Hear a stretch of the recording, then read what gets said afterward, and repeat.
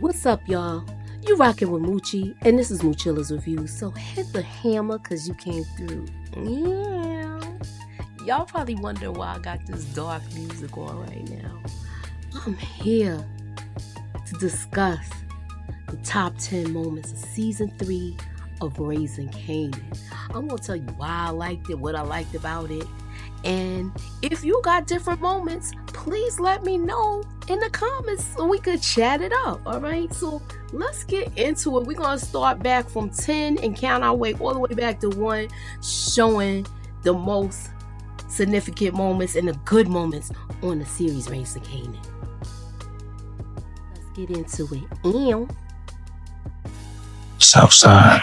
I'm gonna start with number 10 when Detective Malcolm Howard deletes Shannon Burke. That's the number 10. And the reason why I say it's number 10 because the Detective Shannon Burke was doing too much. She thought she was gonna be able to walk up in there in that hospital after that whole thing happened and come with the news that Kanan was Detective Howard's son. And they basically shut her down. And that's where it led to. From that moment, Detective Malcolm Howard knew that he had to delete her. But the confirmation was with Kanan when he said, and she gotta go. When he said that was the confirmation of that. And that's what set the plan in action for Detective Malcolm Howard to delete Detective Shannon Burke.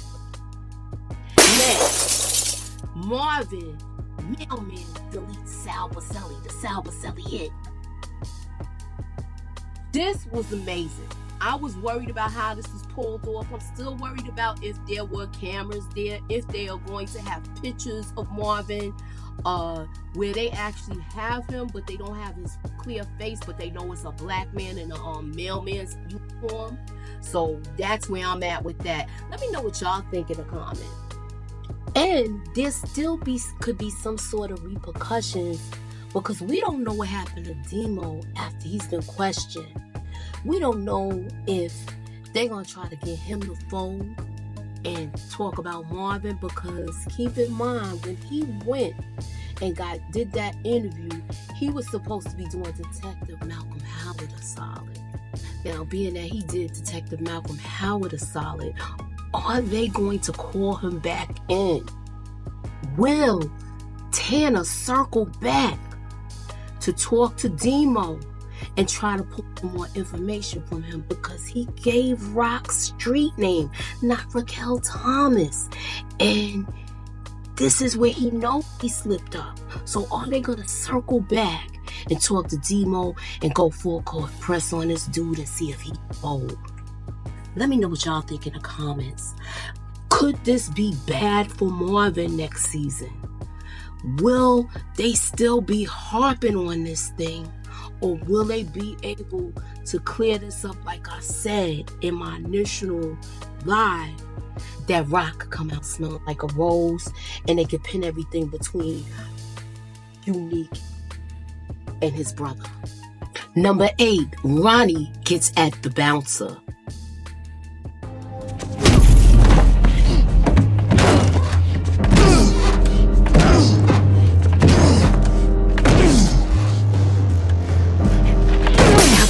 First time we see how Ronnie's temper really is. We heard him complain, and now we actually saw some action. He went back to this club to attack this guy and really get at him, hitting him with that car door like 19 times. But it really was only 6, but I like to say 19 because that sounds like a good number. But anywho, he showed his first side, but we saw him as being very violent. And it ended up turning into him being an actual bully. Number 7, Lulu tells Scrappy mom. I thought that Lulu was going to be all right once he went in that drunk tank. But once Rock came here to try to talk to him, it just got worse. And he started to spiral out of control. And we saw that it took him to a very dark side where, you know, he wanted to take himself out. So this part was crazy to me. And it was just seeing one of your heroes go down. And the confession of Scrappy's mom, he not here no more. And it's all on me. I was so mad at this dude. You don't understand. But I understood why. And hopefully, he will be back on his A game next season. And maybe I want to see what type of how Rock will utilize him in her business at this point.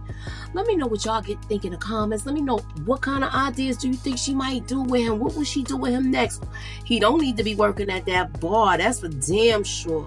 Because that lady was just feeding him drinks after drinks after drinks after drinks. And he don't need to be there like that unless he put down and look, I don't care how much I ask you, don't give me no alcohol.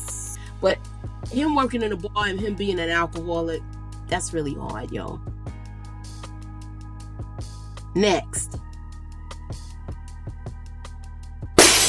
Number 6, Jukebox gets jumped. This girl Crystal thought she was going to send her little hitters, her little friends to, slow down Jukebox where she couldn't make it to the practice so she could take the lead. But she was in for a rude awakening. Because Jukebox, not only she got snuffed, but she put hands and feet on these girls, and it was more than one of them. And she was able to make it to practice. She was a little bit late. Had a couple of scratches on her face, a couple of bruises. But the girls backed off, and she let Crystal know, yeah, your friends tried to stop me, but they went home with some lumps. So she got a little bit, some scratches, but them chicks went home with some lumps too. Number 5, Ronnie takes out Unique. Well, at least we thought he did. And this episode tore me up where I was kind of messed up, where I couldn't even function for a couple of days because I didn't want to believe it. And I stuck to my guns, and I'm glad I did because he was still alive, y'all. But how you take your brother and throw him down the hill like he's trash, and you expected him not to come back, and he doesn't come back where you see him, but he comes back alive. I'm the big dog now. Number 4, Rock takes out Juliana. Now, I got a lot of satisfaction from this part. For the simple fact, I was ready for this chick to go because she was doing too much. First, she shouldn't even have a seat at the table with her cousin, Joaquin. You was a chick at the bodega that sold Newports to Rock, wasn't it? It wasn't about that life. You was complaining to her about your husband. It wasn't about that life. You had to get Rock to step up to take out your hubby. You ain't about that life. And now you want to sit at the table and act like you that chick. You wanted to act like you was Griselda. You was watching too much TV, girl. Let me find out. I loved the way Rock took her out, and I loved the monologue of it. Let me know what y'all think in the comments. Favorite part of this was the monologue that she spoke, and how she told her how she circled back. This was one of the, it just sounded like a superhero monologue where you letting the mother fathers know that you mean business. Everybody does. But when I do, I live in that shit. I hold it.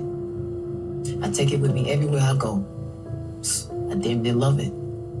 Because I want to feel it. I want to know it. See, I want to do all of that so I can get better at this shit, Julia. See? she stroked homegirl's hair and twisted that hammer down in that wound. Well, you know it was hurting her. It's like, oh, yeah. I was satisfied with it. Much satisfied. I know I might not have the same things that y'all be thinking, but these is the reasons why I like these scenes. Number 3, Kanan takes out Ronnie. Now, I was surprised with this, but once I saw that the hit went out on Rock, I kind of figured this was going to be his next move, but I didn't know he was going to come back this hard like this in front of his mom and his pops. This was crazy to me. But I was here for it, and I enjoyed it, and I screamed. Ew. Number 2, Rock takes out Detective Malcolm Howard. Yo, I was shocked at this.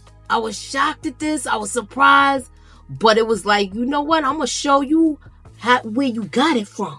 And that's the look that Rock gave Kanan after she did what she did. So that was crazy to me.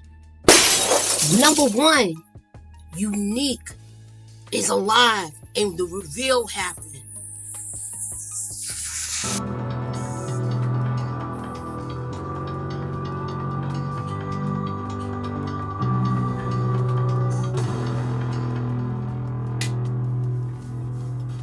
Now when it panned up and we realized it was Unique,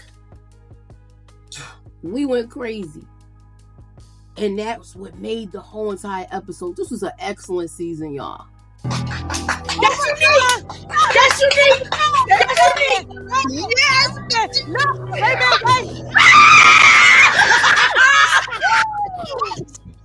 Yes! So Uncle Marvin has to get the MVP for season 3 for the simple fact he's been did the most improving. He was a big brother all around to everybody, to Rock, to Lulu. He just did his damn thing, y'all. But most of all, he was a dad, an actual dad to Jukebox, to Laverne. And he really tried to correct the error in his ways. And that's what I loved about it. And I was hoping that nothing was going to happen to him. He was worried about his safety because of that.